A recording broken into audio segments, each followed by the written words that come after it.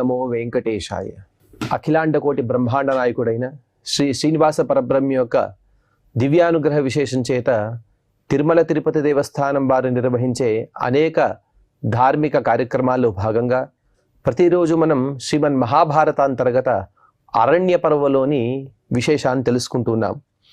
ఇక ఈనాటి ప్రవచన కార్యక్రమాన్ని మనం మంగళ పద్య పురస్సరంగా ప్రారంభించుకుందాం. నారాయణం నమస్కృత్య నరం చైవ నరోత్తమం దేవీం సరస్వతీం వ్యాసం తతో జయముదీరయేత్. శ్రీ గురుభ్యో నమః. హరి ఓం.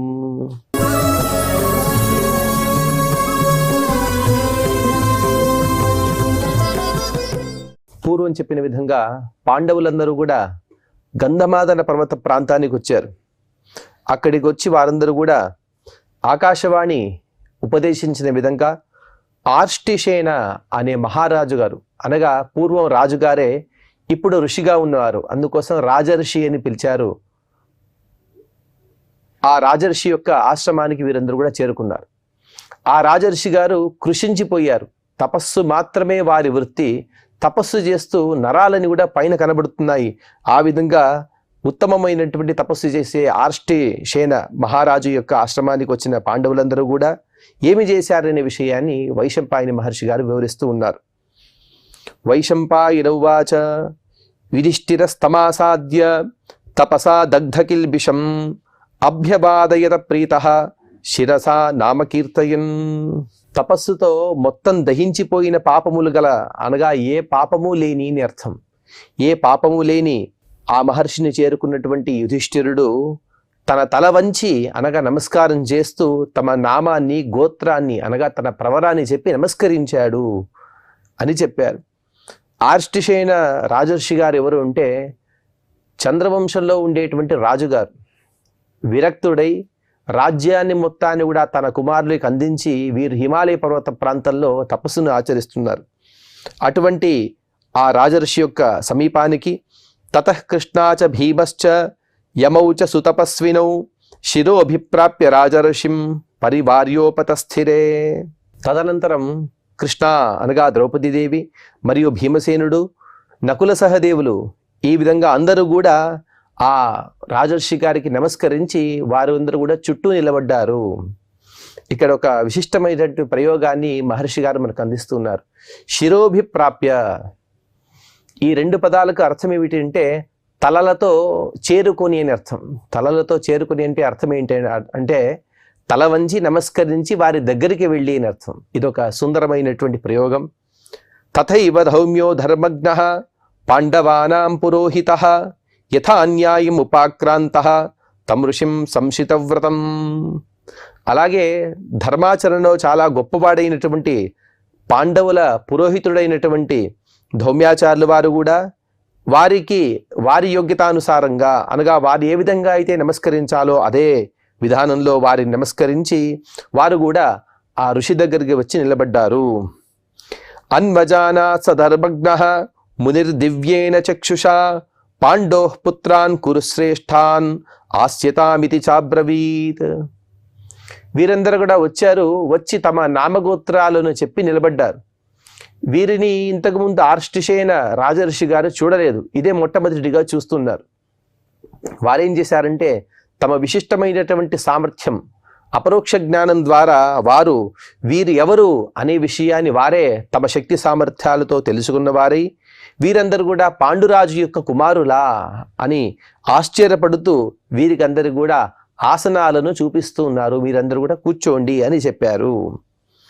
కురుణాం వృషభం పార్థం పూజయిత్వా మహాతపాః సహ భ్రాతృభిరాసీనం పర్యపృచ్ఛదనామయం.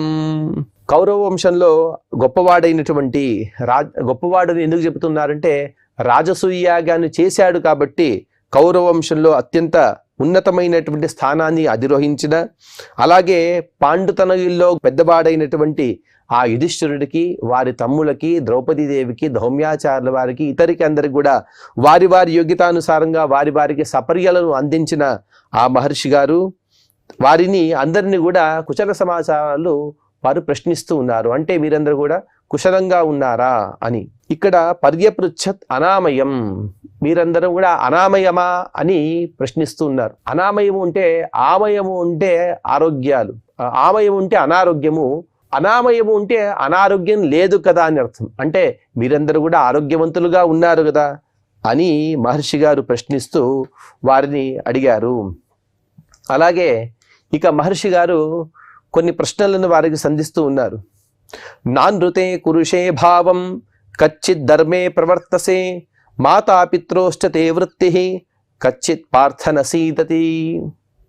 ధర్మరాజును గురించి వారు ప్రశ్నిస్తూ, హే రాజా, ఎప్పుడు కూడా నీవు అబద్ధాలను చెప్పాలనే ఆలోచన లేనివాడివిగా ఉన్నావు కదా, అలాగే ధర్మ మార్గంలో నీవు మెలుగుతూ ఉన్నావు కదా, తల్లిదండ్రుల యందు నీ ప్రవృత్తి అనేది దిగజారటం లేదు కదా, అంటే ఎప్పుడు కూడా సత్యాన్ని పలుకుతున్నావు కదా, అసత్యాన్ని పలకవద్దు, ధర్మ మార్గంలో ఉండవయ్యా, తల్లిదండ్రులను వారిని గౌరవిస్తూ ఉండు, వారి ముందు నీ ప్రవృత్తి, నీ విధానము అనగా నీ ఆలోచన విధానం కానీ నీ ఆచరణ కానీ వారిని గౌరవించడంలో కానీ నీవు దిగజారకూడదు. అంటే వాళ్ళని తల్లిదండ్రులు అంటే గురువులను ఇత్యాదులు, ఆ విషయాన్ని కూడా ముందు అడగబోతున్నారు. వారిని చక్కగా గౌరవిస్తున్నావు కదా. కచ్చిత్తే గురవః సర్వే వృద్ధా వైద్యాశ్చ పూజితాః కచ్చిన్న కురుషే భావం పార్థ పాపేషు కర్మషు. నాయన కుంతీ కుమార, నీ గురువులను, అలాగే వృద్ధులను, విద్యావృద్ధులను, అలాగే వైద్యులను, వీరందరిని కూడా పూజ్య భావనతో చూస్తున్నావా కాదు లేదా? పాపపు పనుల యందు నీవెప్పుడైనా మనసు పెడుతున్నావా? అంటే పాపాన్ని ఆచరించడం ఎంత పాపమో అలాగే పాపకర్మను ఆలోచన కూడా ఇంకా దానికన్నా పాపం. కొందరు ఏం చేస్తుంటారంటే పాపకర్మలను చేయరు, కానీ పాపపు బుద్ధితో ఉంటారు, లోపల మనస్సు లోపల విషకరమైనటువంటి ఆలోచనలతో ఉంటారు. అసలు చెడు ప్రవృత్తి కలవాడే మంచివాడు వారికన్నా, కానీ చెడు స్వభావం కలిగిన వాడు ఇంకా చెడ్డవాడు. ఆ విధంగా చెడు స్వభావం అనేది నీ దగ్గర లేదు కదా, ఆ స్వభావాన్ని నీవు అలవర్చుకోవద్దు. సుకృతం ప్రతికర్తుం చ క్వచిత్ ధాతుం చ దుష్కృతం యథా అన్యాయం కురు శ్రేష్ఠ జానాసి నవికథసే. అలాగే నీకెవరైనా ఉపకారం చేస్తే వారికి ఉపకారం చేయడానికి నీవు మర్చిపోవట్లేదు కదా. ఉపకారం మనకి ఎవరు చేసినా కూడా వారి ఉపకారాన్ని పదే పదే మనం స్మరిస్తూ వారికి ఒకసారి కాదు, వారి చేసిన ఉపకారానికి ప్రతిగా 10 సార్లైనా ఉపకారాన్ని చేయాలి.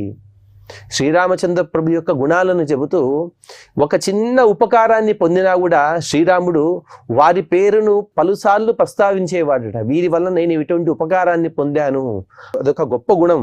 అటువంటి గుణాన్ని నీవు అలవర్చుకున్నావు కదా. అలాగే నీకెవరైనా అపకారాన్ని చేస్తే వారి విషయాన్ని నీవు తుచ్చంగా భావిస్తున్నావా లేదా?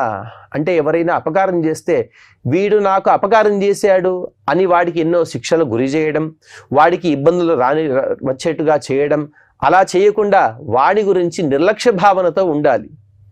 మనకు అపకారం చేసినా కూడా వాడు మంచివాడైతే వాడికి మంచే జరగాలని మనం కోరుకోవాలి, కానీ వాడికి చెడు జరగాలి, లేకపోతే వాడికి మనం చెడు చేయాలనే భావంతో మనం ఉండకూడదు.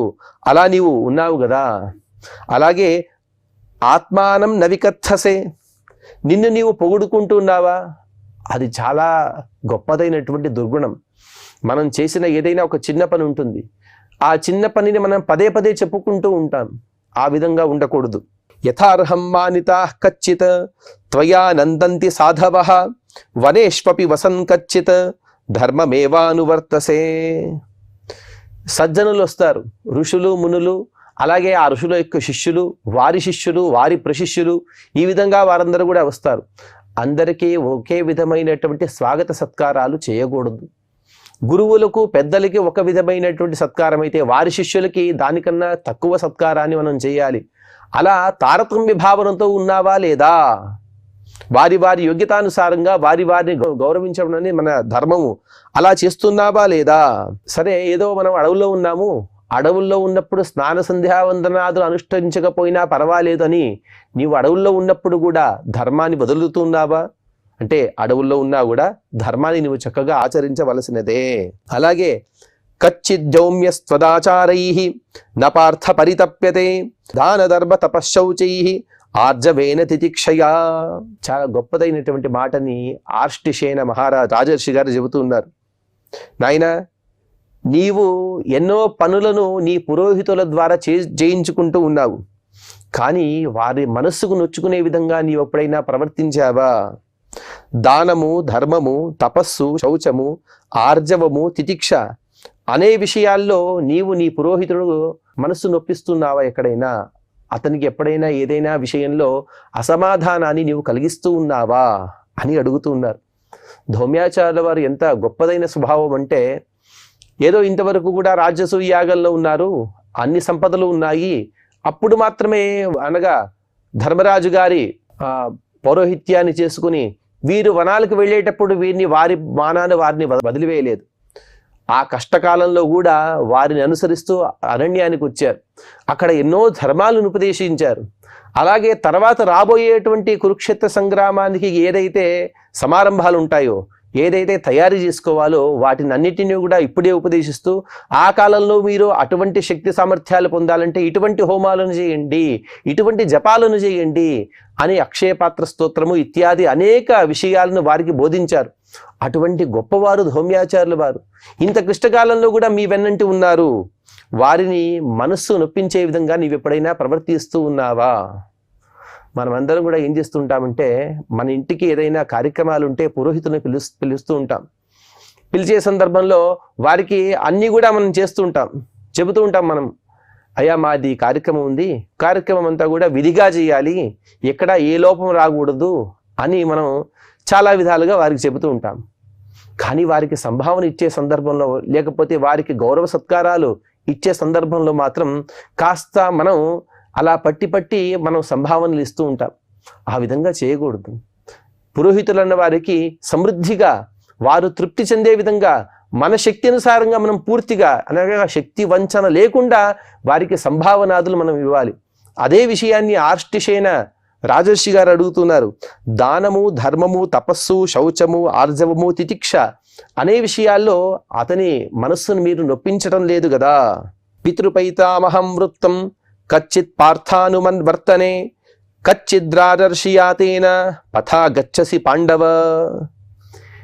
నీ తండ్రి, తాతలు వీరందరూ కూడా ఏ నడవడికను, అనగా ఏ పరంపరానుసారంగా వారి కర్మలను చేశారో, వారు వెళ్ళిన దారిలోనే నువ్వు వెళుతున్నావు కదా. అనగా వారు వెళ్ళిన దారికి వ్యతిరేకమైనటువంటి కార్యక్రమాలు నీవు చేయటం లేదు కదా. నీవు ఏ కార్యక్రమాలు చేసినా కూడా నీ వంశానికి అనుగుణంగా, నీ కులాచారానికి, నీ దేశాచారానికి అనుగుణంగానే నీవు కర్మలు చేయాలి. దానికి విరుద్ధమైనటువంటి కర్మలు నీవు చేయటం లేదు కదా. స్వే స్వే కిల కులేజాతే పుత్రే నప్తరి వాపునః పితరః పితృలోకస్థాః హసంతి చ. నాయన, పితృదేవతలు అంటే ఏమనుకున్నావు? ఎదురుగా ఉండేటువంటి పితృదేవతలు మనం చేసేటువంటి కర్మలను చూసి ఆనందిస్తూ ఉంటారు. కానీ పైలోకంలో, అనగా పితృలోకస్థాః గతించిన వారు, అనగా తాతగారు కానీ, ముత్తాతలు కానీ, వారి తాతలు కానీ, వారందరూ కూడా పైలోకాల్లో ఉంటారు.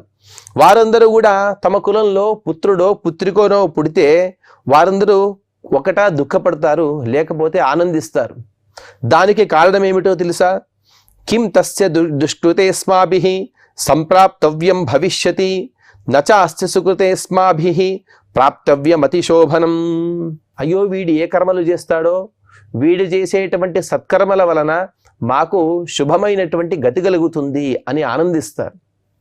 కానీ వీడు దుష్కర్మలను చేసేవాడైతే, అయ్యో ఇటువంటి వాడి పుట్టాడే, వీడి వల్ల మేము ఇంకా అధోగతి పాలవలసి వస్తుందే అని వారు బాధపడతారు, శోకిస్తారు. ఆ విధంగా వారికి శోకానికి కారణంగా నీవు ఉండవద్దు, ఉండటం లేదు కదా. పితామాత తథైవాగ్నిః గురురాత్మా చ పంచమః యస్యైతే పూజితాః పార్థ తస్య లోకా ఉభౌజితౌ. చాలా గొప్పదైనటువంటి మాట.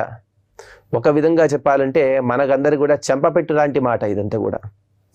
తల్లి, తండ్రి, అలాగే అగ్ని మరియు గురువు మరియు నిన్ను నీవు అంటే మనల్ని మనం పూజించుకోవడం కాదు, కానీ దీనికి వేరే అర్థాన్ని చెబుతా తర్వాత.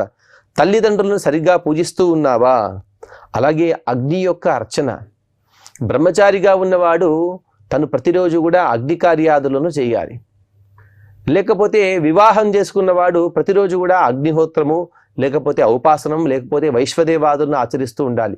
ఈ విధంగా వారి వారికి యోగ్యతానుగుణంగా వారు అగ్నిని సరిగ్గా అర్చిస్తూ ఉండాలి. అలాగే గురువులను ఎవరిని అవమానించకపోయినా గురువులను మాత్రం అవమానించకూడదు. గురుగుణ స్తోత్రం అనే స్తోత్రంలో చెబుతారు, హరౌరుష్టే గురుస్తాత గురోరుష్టే నగశ్చన. అకస్మాత్తుగా పరమాత్మకు కోపం వస్తే వెంటనే గురువు గారు వచ్చి ప్రార్థిస్తారట, స్వామి వీడు నా శిష్యుడు, ఏదో తెలియక తప్పు చేశాడు, క్షమించమని పరమాత్మ క్షమించే వరకు కూడా గురువు మన వెన్నంటి మనల్ని రక్షిస్తారట. కానీ గురువు యొక్క క్రోధానికి గురైతే వాణ్ణి పరమాత్మ కూడా రక్షించడు.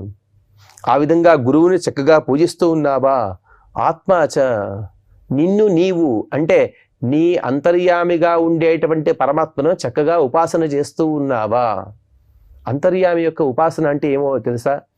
మన హృదయ కమలంలో ఉండేటువంటి పరమాత్మని బయటకు వెలిచి ప్రతిరోజు కూడా త్రికాలమో, షట్కాలమో, పంచకాలమో, చతుష్కాలమో, లేకపోతే ఒక పూటైనా పూజ చేయడం, దీన్నే మనం దేవపూజా విధానం, అర్చనా విధానం అని అంటాం. ప్రతిరోజు కూడా అటువంటి పూజను చేస్తూ ఉన్నావా?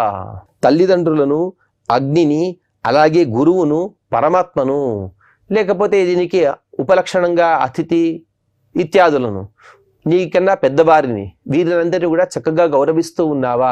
నీకన్నా చిన్నవారిలో సద్భావన కలిగి ఉన్నావా అని కూడా మనం అర్థాన్ని తీసుకోవాలి. పైవారిని అందరూ కూడా పూజించి తనకన్నా చిన్నవారిని హింసిస్తే ఇంకా పాపానికి గురి కావాల్సి వస్తుంది. కాబట్టి ఎవరి మనస్సు ఎప్పుడూ నొప్పించక అన్ని ధర్మాలను కూడా చక్కగా ఆచరించేవాడే సజ్జనుడవుతాడు. ఆ విధంగా సజ్జన ప్రవృత్తి నీవు కలిగి ఉన్నావు కదా. ఎందుకు అంటే ఎస్సైతే పూజితా పార్థ తస్య లోకా ఉభౌజితౌ. ఎవరైతే వీరినందరినీ కూడా చక్కగా పూజిస్తాడో వాడు పైలోకాల్లో అన్ని లోకాలు కూడా గెలిచినట్టే. వాడికి నరకం దర్శనమే ఉండదు. కానీ పైలోకాల్లో మాత్రం వాడు ఏ లోకానికి వెళ్ళాలనుకుంటే ఆ లోకానికి వెళ్ళిపోతాడు. అంత సద్గతి అతనికి చేకూరుతుంది అని మహర్షి గారు చెబుతున్నారు.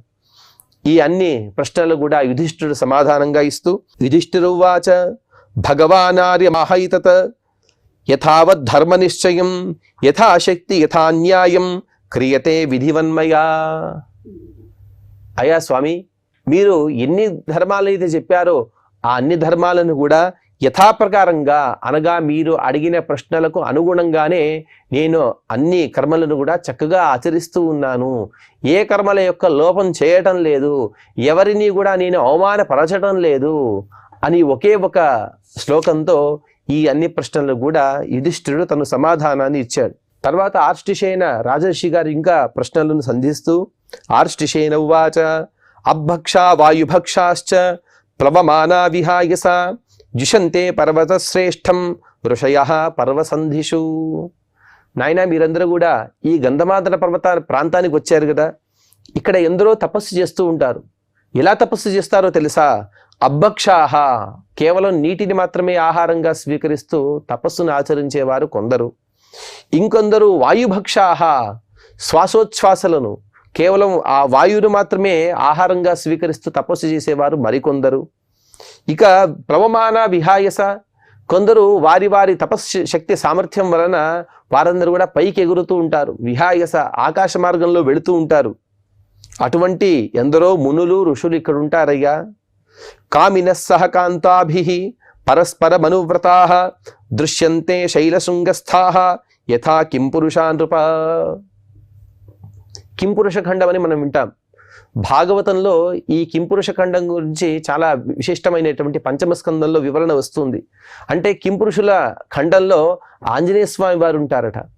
అక్కడ ఉన్నటువంటి అందరూ కూడా రామనామ స్మరణ చేస్తూ ఉంటారు. ఎక్కడ ఏ విధంగా అయితే అక్కడ దేవతలు అలాగే కింపురుషులు సాక్షాత్తుగా కనబడుతూ అక్కడ రామనామ స్మరణ చేస్తారో, అలాగే ఎందరో దేవతలు ఇత్యాదులు వారందరూ కూడా కామినః సహ కాంతాభిః, భార్యాభర్తలు వారిద్దరూ కూడా పరస్పరం అనురక్తితో ఇక్కడ వాడు విహరిస్తూ ఉంటారు. వారిని కూడా చాలా జాగ్రత్తగా మీరు గమనిస్తూ ఉండాలి. అంటే మీరందరూ కూడా ఇంతకాలం సామాన్య మానవులు తిరిగే ప్రాంతంలో తిరిగారు. ఇదంతా కూడా దేవభూమి, ఇక్కడ చాలా జాగ్రత్తగా ఉండాలిగా. అరజాంసి చ వాసాంసి వసానా కౌశికాని చ దృశ్యంతే బహవ పార్థ గంధర్వాప్సరసాం గణాః. ఓ పార్థ, శుభ్రమైనటువంటి పట్టు వస్త్రాలు ధరించిన గంధర్వులు, అప్సరసులు, వారి గణాలు ఇక్కడ కనబడుతూ ఉంటాయి. వారిని అనగా అనేకులు కనబడుతూ ఉంటారు. వారిని చక్కగా దర్శించండి. ఇంకా విద్యాధర గణాశ్చైవ స్రగ్విణః ప్రియదర్శనాః మహోరగ గణాశ్చైవ సుపర్ణాశ్చోరగాదయః. పెద్ద పెద్ద పూలమాలలు ధరించిన విద్యాధరుల యొక్క గణములు, ఏదో కొద్ది మంది కాదు, విద్యాధరుల యొక్క గుంపు. అలాగే మహానాగుల గణములు, గరుత్మంతులు, సర్పములు ఇక్కడ ఎన్నో కనబడతాయి. వారిని కూడా చాలా జాగ్రత్తగా గమనిస్తూ ఉండండి. అస్య చోపరి శైలస్య శ్రూయతే పర్వసంధిషు భేరీ పణవశంఖానాం మృదంగానాం చ నిస్వనః. ఈ కొండ యొక్క పైభాగంలో పర్వసంధులలో అనగా 2 పర్వతాలు కలిసే ఒక చోట అక్కడ భేరులు, పణవములు, శంఖములు, మృదంగులు ఇత్యాది అనేక వాద్యముల యొక్క నాదాలు మీకు వినబడతాయి. భేరులు అంటే మనం వింటాం, కానీ పణవము అంటే పటహము అని అంటాం. పటహము అంటే దీన్ని ఆంగ్ల భాషలో కెటిల్ డ్రమ్స్ అని అంటారు. ఇది కాశ్మీర ప్రాంతంలో వాయించే ఒక వాద్య విశేషం. అలాగే శంఖములు, మృదంగములు, వాటితో నాదం ఇక్కడ వినబడుతుంది, వాటి శబ్దాలు వినబడుతూ ఉంటాయి. ఇహస్థైరేవ తత్సర్వం శ్రోతవ్యం భరతర్షభాః నకార్యావః కథంచిత్ స్యాత్తత్రాభిగమనే మతిః. ఏదో అక్కడ శంఖధ్వని వినబడుతోంది, లేకపోతే మృదంగధ్వని వినబడుతుంది, చాలా సుందరంగా కనబడుతున్నారు అని ఏదైనా ఒక శబ్దం కానీ ఒక దృశ్యం కానీ మనోహరంగా కనబడితే, అయ్యో ఇక్కడి నుంచి చూడడానికి ఇంత మనోహరంగా ఉంది అని దగ్గరికి వెళ్ళి చూడాలనే ఆశతో మీరు ఎక్కడికి కూడా వెళ్ళవద్దు. ఇహస్థైరేవ తత్సర్వం శ్రోతవ్యం, ఇక్కడ ఉండేనే వాటిని చూడాలి, వాటిని వినాలి, దగ్గరికి వెళ్ళి చూడాలని మీరు ఎప్పటికి కూడా అనుకోవద్దు. నచాప్యత పరం శక్యం గంతుం భరత సత్తమాః విహారో హ్యత్ర దేవానాం అమానుష గతిస్తు సా. అక్కడికి మీరు అనుకున్నా కూడా మీరు అక్కడికి వెళ్ళలేరు. ఎందుకంటే అదంతా కూడా దేవతలు విహరించే భూమి, అక్కడ సామాన్య మానవులు వెళ్ళలేరు. కాబట్టి చాలా జాగ్రత్తగా ఉండండి. ఈషచ్చపల కర్మాణం మనుష్యమిహ భారత ద్విషంతి సర్వభూతాని తాడయంతి చ రాక్షసాః. అలాగే చంచల కర్మలు చేసేటువంటి స్వభావం గలే మనుషులు, అలాగే సర్వభూతాలను కూడా ఇక్కడ సర్వభూతాలు అటువంటి వారిని ద్వేషిస్తాయి. మనమంతా కూడా ఎటువంటి వారమంటే పూజలో కూర్చొని ఉంటాం, కానీ పూజ పైన ధ్యాస ఉండదు, పరమాత్మ పైన ధ్యాస ఉండదు, మనం చేసేటువంటి కర్మలపైన ఆసక్తి ఉండదు, శ్రద్ధ ఉండదు. అటువంటి మనల్ని చంచల కర్మలు ఉంటారు. చపల కర్మలు ఆచరించే వారిని మనల్ని భావిస్తుంది శాస్త్రం. అటువంటి చాపల్యం కలిగిన స్వభావం కలిగిన మనల్ని చూస్తే దేవతలు ఇక్కడున్న వారు ద్వేషిస్తారు. అందుకోసం మీరందరూ కూడా అక్కడికి వెళ్ళవద్దు. అకస్మాత్తుగా మీరు వెళితే అక్కడున్న రాక్షసులు కూడా మిమ్మల్ని కొట్టవచ్చు. అస్యాతిక్రమ్య శిఖరం కైలాసస్య యుధిష్ఠిర గతి పరమసిద్ధానాం దేవర్షీనాం ప్రకాశతే. ఇక్కడ ఎదురుగా కనబడుతుంది కైలాస శిఖరం. ఇది దాటిన తర్వాత పరమసిద్ధులు, పరమయోగుల యొక్క గతి అనగా వారి మార్గం మీకు కనబడుతుంది. అక్కడికి మీరు వెళ్ళలేరు.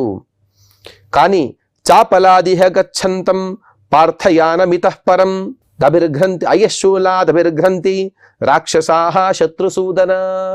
లేకపోతే అదేదో మనోహరమైనటువంటి వాద్యం వినబడుతుంది, మనోహరమైన దృశ్యం కనబడుతుంది, దాన్ని చూద్దాము, దాని దగ్గరికి వెళితే విందాము అని ఎవరైనా దగ్గరికి వెళితే వారిని ఇనుపశూలములతో, ఇదే మొదలైనటువంటి ఆయుధాలతో రాక్షసులు పొడిచి చంపేస్తారయ్యా. మీరందరూ కూడా అక్కడికి వెళ్తే చచ్చిపోతారు, సంహరింపబడతారు. అప్సరోభి పరివృతః సమృద్ధ్యా నరవాహనః ఇహ వైశ్రవణస్తాత పర్వసంధిషు దృశ్యతే. కుబేరుని యొక్క వాహనం నరుడు. నరవాహనాన్ని అధిరోహించిన కుబేరుడు పర్వదినాల్లో అప్సరసులందరూ కూడా చుట్టుకొని రాగా మహావైభవంతో ఇక్కడ కనబడతాడు. అంటే కుబేరుని చూడాలంటే మనమందరూ కూడా ఎక్కడో అలకాపురికి వెళ్ళాలి. అలకాపురి అంటే వీరందరూ కూడా గంధమాదన పర్వత శ్రేణుల్లో ఉండేటువంటి గొప్ప పట్టణం. ఆ పట్టణం దగ్గరే ఉన్నారు వీరందరూ కూడా. కాబట్టి ఈ అలకాపురి దగ్గరున్నారు కాబట్టి మీరు కుబేరుని సాక్షాత్తుగా దర్శించవచ్చు, మీరు దగ్గరికి వెళ్ళే అవసరం లేదు. శిఖరస్థం సమాసీనం అధిపం యక్షరక్షసాం ప్రేక్షంతే సర్వభూతాని భానుమంతమివోదితం. శిఖరం పైన సుఖంగా కూర్చుని ఉన్న యక్షలు రాక్షసుల యొక్క అధిపతి అయినటువంటి సర్వభూత, అలాగే ఉదయించే సూర్యుని వలె ప్రకాశాన్ని కలిగినటువంటి కుబేరుడిని సర్వభూతాలు అనగా ఇక్కడ ఉన్న ప్రతి ఒక్కరు కూడా దర్శించవచ్చు. అటువంటి గొప్పదైనటువంటి ప్రాంతం ఇది. ఈ ప్రదేశంలో మీరందరూ కూడా చాలా జాగ్రత్తగా ఉండాలి అని ఆర్ష్టిసేన రాజర్షి గారు ఎన్నో జాగ్రత్తలు చెబుతూ ఉన్నారు. ఇంకా ఆ జాగ్రత్తలు ఎటువంటివి, తర్వాత వీరు చేసినటువంటి కర్మలు ఎటువంటి అనే విషయాన్ని మనం తర్వాత ప్రవచనంలో తెలుసుకునే ప్రయత్నం చేద్దాం. ఈనాటి ప్రవచనాన్ని మనం శ్రీ వెంకటేశ్వర స్వామి వారి దివ్య పాద పద్మముల సమర్పణ చేస్తూ క్షమాప్రార్థన మరియు మంగళ శ్లోకాన్ని పలుకుదాం. యదక్షర పదభ్రష్టం మాత్రాహీనం చ యద్భవేత్ తత్సర్వం క్షమ్యతాం దేవ నారాయణ నమోస్తుతే. శ్రియః కాంతాయ కళ్యాణ నిధయే నిధయేర్థినాం శ్రీ వెంకట నివాసాయ శ్రీనివాసాయ మంగళం.